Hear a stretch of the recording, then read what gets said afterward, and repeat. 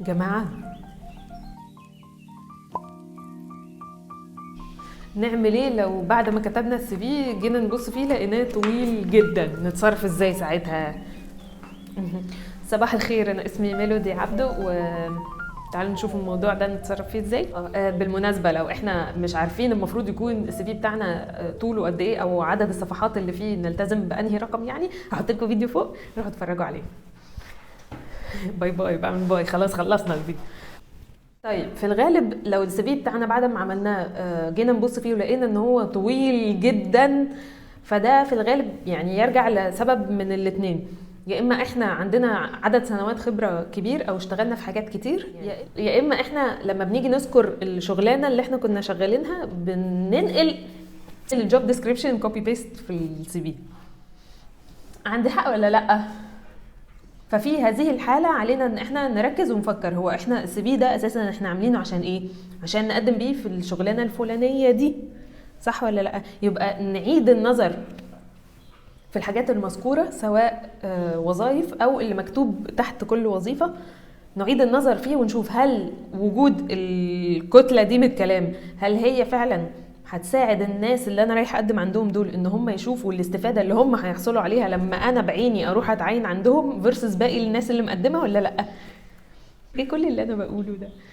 يعني نذكر المعلومات او الاتشيفمنتس والاكومبلشمنتس الريليفنت فقط للشغلانه اللي احنا رايحين نقدم عليها.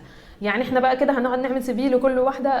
ايوه صح، لانه ما هنعمل ايه؟ طيب هنقدم سي في طويل جدا وملوش لازمه؟ مش هينفع، معلش هي بتاخد وقت ومجهود وتركيز وفايلنج على اللابتوب وكل حاجه، ولكن الموضوع يستحق. لانه جماعه، هو البني ادم لما بيجي يبص على السي في اساسا اولا بياخد 7 ثواني او اقل بحيث ان هو يعني يشوف هل هو هيكلم الشخص ده ولا لا.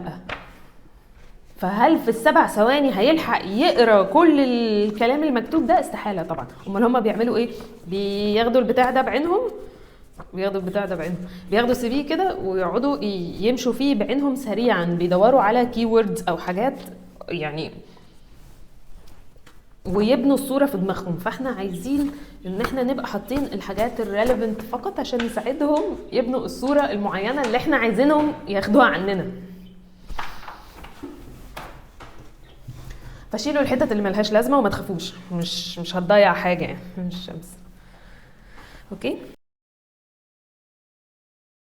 وبرضه يا جماعه، ما حدش يصغر الخط عشان يكبس الصفحات في بعضها. المفروض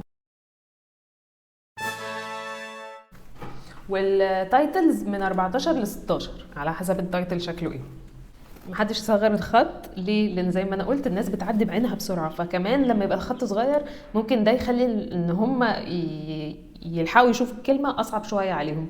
وسنس ان احنا ممكن يكون في ناس كتير مقدمه يحسوا ان السي في بتاعنا صعب مش عارفين يقروه، يقوموا سايبينه ورايحين على اللي بعده، ودي حاجه احنا مش عايزينها.